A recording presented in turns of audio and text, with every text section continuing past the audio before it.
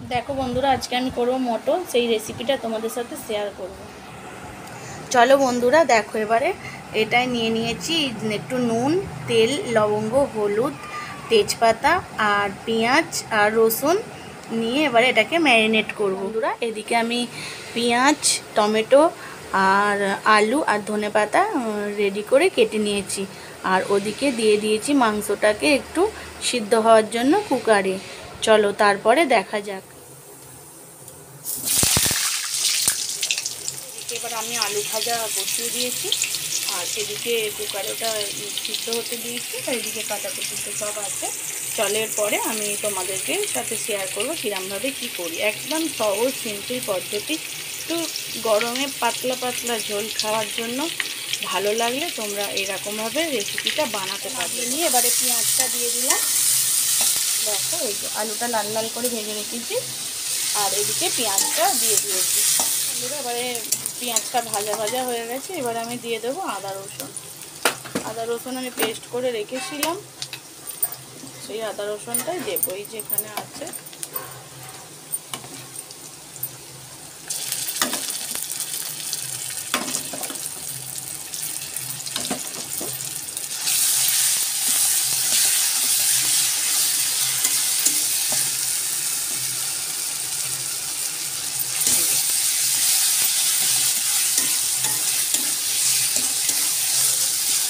হয়তো লাইটটা কম হতে পারে, কিন্তু তোমরা বুঝতে পারবে, দেখবে।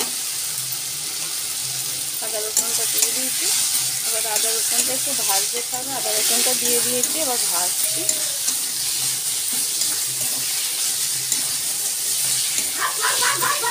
যতক্ষণ না তেলটা ছাড়বে না ততক্ষণ আদাটাকে ভাজবো। কিন্তু দেখো পেঁয়াজটা একটু চুঙে চুঙে এসেছে, আদা রসুনটাও চুঙে চুঙে এসেছে। এবারে দিয়ে দেবো টমেটো, টমেটোটা দিয়ে দেবো।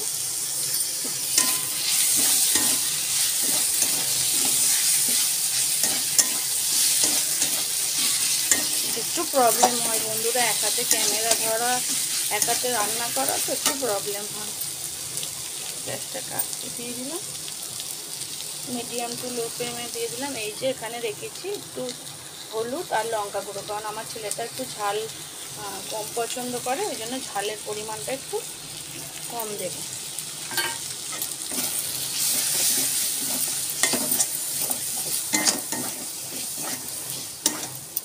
বন্ধুরা যে দেখো ক্যামেরাটা ঠিকঠাকভাবে, আর এই যে এদিকে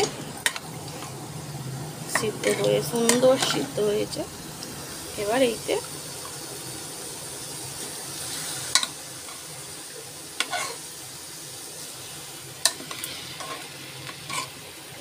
ওইতে সিদ্ধতে সব রকমই দেওয়া ছিল, আর এক্সট্রা জল কোনো দেব না, ওই জলটাতেই শুধু করব, এক্সট্রা আর কোনো জল দেওয়ার প্রয়োজন নেই। তোমাদের ভিডিওটা ভালো লাগলে লাইক করো, কমেন্টে জানিও কীরকম রেসিপিটা বানালাম।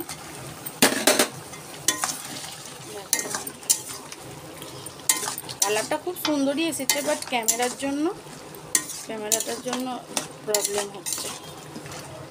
এই ক্যামেরাটা ঠিক অতটা ক্লিয়ার না।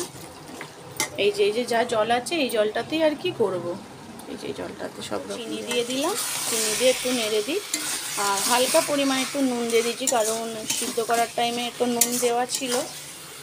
দিয়ে এবারে এটাকে একটু কষানোর জন্য রাখবো মিডিয়াম টু হাই ফ্লেমে।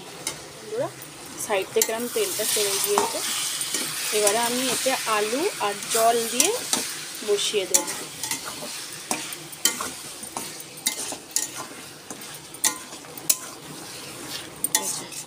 ছেড়ে দিয়েছে,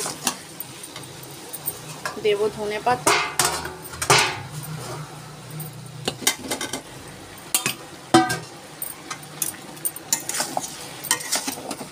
বন্ধুরা তোমাদের প্রথমেই বললাম যে করব একটু পাতলা ঝোল, এই যে জল দিয়ে দিয়েছি। এবারে দেব ধনে পাতা দিয়ে ফোটাতে বসিয়ে দেব। পাতলা ঝোল রেডি হয়ে যাচ্ছে। এবারে এর জন্য বাকি আছে একটা স্পেশাল মশলাটার জন্যেই কি বলবো, ক্যাবাত খেতে হয়ে যাবে। ঠিক আছে, স্পেশাল মশলাটা নিয়ে আমি তোমাদের কাছে আসছি। এবার আমি স্পেশাল মশলাটা দিচ্ছি, দেখো তোমরা, এইটার জন্যই স্বাদটা একদম সেই স্বাদ হয়ে যাবে। আমার মাটন কমপ্লিট।